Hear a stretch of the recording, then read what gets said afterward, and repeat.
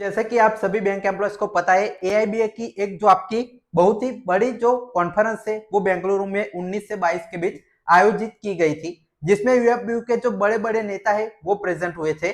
तो उसमें भगदड़ मच गई और इस जो आपकी एआईबी की कॉन्फ्रेंस को रोकना पड़ा। जो आपका इलेक्शन है वो कैंसिल हो गया। क्या है पूरी डिटेल्स, और साथ ही में ये सभी जो मुद्दे है बैंक एम्प्लॉयज के, रिटायर्स के, उस पर भी बहुत सारे दावे किए गए इस जो आपकी कॉन्फ्रेंस में। तो चलिए डिटेल में इस वीडियो में देख लेते हैं। और बैंक एम्प्लॉयज और रिटायर्स के लिए एक पूरा डेडिकेटेड चैनल है, तो आप सभी की रिस्पॉन्सिबिलिटी है कि इस चैनल को सब्सक्राइब करके आगे आपकी आवाज जरूर बढ़ाइएगा। तो चलिए शुरुआत कर लेते हैं।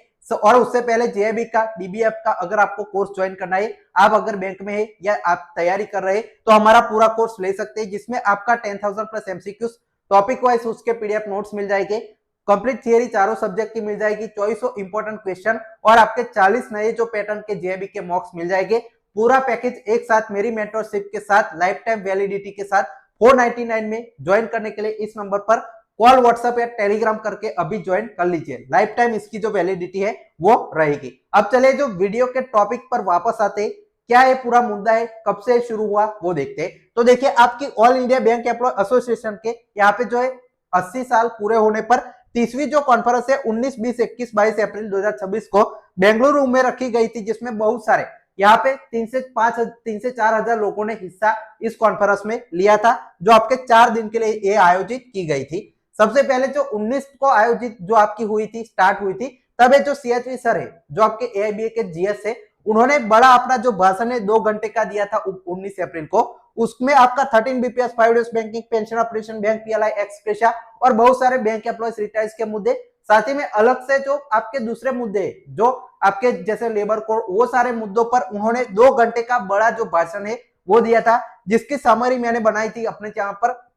23,000 लोग ऑलरेडी देख चुके हैं। आप भी जाकर इस वीडियो को जरूर देखना, क्योंकि उसमें जो बैंक एम्प्लॉयज रिटायर्स के सभी मुद्दों पर इन्होंने क्या क्या कहा है, मैंने पूरा डिटेल में जो आपके साथ 7 मिनट में पूरी तरह से समझा है। तो सबसे पहले भाषण देते हैं पहले दिन आपका। उसके बाद क्या होता है कि आपका जो 20 तारीख आती है, तब आपके जो रूपम रॉय जी है, आप सभी को पता है आईबॉक के जीएस है, वो 5 डेज बैंकिंग और पीएलआई पर बड़े बड़े जो आपके दावे करते हैं कि हम आपकी जो 5 डेज बैंकिंग है वो गवर्नमेंट से छीन कर लेंगे, पीएलआई आपकी जो है डिस्क्रिमिनेशन खत्म कर देंगे, बड़े बड़े जो दावे हैं वो किए जाते हैं। सच में ये भी मंच पर साथ में जुड़ते हैं और ये भी ये सेम चीज आपकी बोलती है कि हम गवर्नमेंट को झुकाएंगे और सारी चीजें बैंक एम्प्लॉयज रिटायर्स के मुद्दे खत्म करेंगे। तो देखिए, जो आपकी 5 डेज बैंकिंग की डिमांड है वो 2015 से ऑफिशियली चल रही है, उससे पहले 2007 से भी, मतलब 8 बीपीएस से चल रही है। 13 बीपीएस अभी लगने वाला है, उस पर भी इन्होंने बोला था कि 13 बीपीएस है वो आपका चालू हो जाएगा। और डीएफएस ने भी इनको अभी बैंकों को ऑर्डर दे दिया है, नोटिस दे दिया है कि 13 बीपीएस आपका है वो 1 साल में सारी प्रक्रिया खत्म कीजिए, और जो ड्यू डेट है आपकी 31 अक्टूबर 2027, उससे पहले कंप्लीट आपका सब चीजें करके इंप्लीमेंटेशन कर दीजिए। तो इनके पास अब 1 से 1.5 साल है ये सारे जो मुद्दे खत्म करने के लिए। जो ऑलरेडी 12 बीपीएस के जो आपके पेंडिंग इश्यू है वो खत्म करने, और 13 बीपीएस में सैलरी कितनी इंक्रीज करनी है और कौन से नए पॉइंट्स रखने हैं, वो भी इनकी रिस्पॉन्सिबिलिटी है। लेकिन ये आपके इस कॉन्फ्रेंस में तो ऐसे बहुत ही ज्यादा बड़े बड़े जो दावे हैं वो किए गए हैं।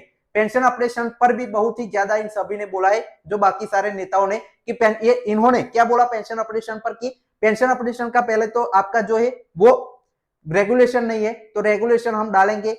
पेंशन आपकी जो नए जो लोग हो रहे हैं जो ज्वाइंट बैंक में, उनको ओपीएस देंगे, और इसके लिए हमें स्ट्राइक भी करनी पड़ी ऑल इंडिया, तो वो भी करेंगे। ये भी चीज यहाँ पे सीएचवी जो सर है, ये जो आपके एआईबी के जीएस वो बोलते हैं। अब इसमें हंगामा कहां पर होता है चालू, वो देखिए। सबसे पहले देखिए, ये आप अभी स्क्रीन पर वीडियो देख पा रहे होंगे कि आपका जो लास्ट डे था एआईबी की, जो आपकी कॉन्फ्रेंस मैंने बताई, उसका जो आखिरी दिन मतलब 22 अप्रैल था, तब आपका जो एंड होता है वो आपका, इसमें ये जो कॉन्फ्रेंस है उसमें इलेक्शन के लिए जो आपके की पोजीशन पे जो नेता ऊपर टॉप की पोजीशन पे एआईबीए में कौन से रहेंगे, उसके लिए इस पर जो है डिस्कशन पहले किया। इसके बाद फिर आपका इलेक्शन इसका जो होना था वो सारी चीजें यहाँ पे हो रही थी। उसके बीच में बहुत सारे जो लोग है, जो पार्टिसिपेंट्स यहाँ पे लोग है, जनता में जो लोग है, वो हंगामा चालू कर देते हैं, क्योंकि वो टॉप की लीडरशिप है एआईबी की, उससे नाराज थे और वो चाहते हैं कि कोई और ये जो रोल है वो संभाले। इसके लिए बहुत सारे लोग ऑलरेडी ये जो आपके प्रेजेंट थे वो आप वीडियोस में देख पा रहे होंगे, हंगामा चालू कर देते। तो अब एआईबी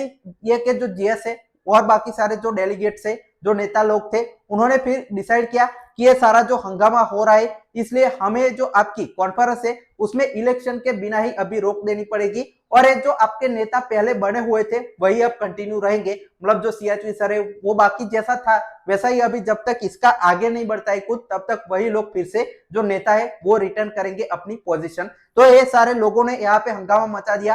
क्यों मचाया आप सभी को ऑलरेडी पता है। और आपका ये सीन देखकर आपको याद आ रहा होगा कि जो बैंक एम्प्लॉयज है वो एक जनता है और ये लोग है वो पॉलिटिशियन है जो आपस में लड़ रहे हैं, ना कि बैंक एम्प्लॉयज के मुद्दे सॉल्व कर रहे हैं। जैसे इंडियन पॉलिटिक्स में जो चीजें चल रही है वैसे ही सेम ये लोग यहाँ पे बैंक एम्प्लॉयज और रिटायर्स के मुद्दे सॉल्व करने के लिए ऊपर करोड़ों रुपीस की जो बैंक एम्प्लॉयज रिटायर्स की यूनियन फीस और जो लेवी है वो लेकर इनके मुद्दे सॉल्व करने 10-10 साल से 30-30 साल से पेंशन ऑपरेशन 5 इयर्स बैंकिंग के जैसे मुद्दे पेंडिंग है। लेकिन ये आपस में नेता बनने के लिए, नेता क्यों बनना है इनको, क्योंकि जो मोटा पैसा है बैंक एम्प्लॉयज रिटायर्स का, जो लेवी और सब्सक्रिप्शन है वो इनको मिलता है। ऐसी बड़ी बड़ी कॉन्फ्रेंस रचते हैं तो ये सारा जो पैसा है उसको कैसे आप ले सकते हैं, तो टॉप पोजीशन पर जा के ले सकते हैं, इलेक्शन में जीत कर ले सकते हैं। तो ये सारी लड़ाई आप यहाँ पे स्क्रीन पर इन लोगों की देख सकते हैं। अब देखिए इस पर क्लैरिफिकेशन देते हुए एआईबीए ने अपना जो एक लेटर है, अपना एक सर्कुलर है वो जारी किया 22 तारीख को कि आपकी जो 30वीं कॉन्फ्रेंस बेंगलुरु में यहाँ पे जो है 19 से 22 के बीच जो है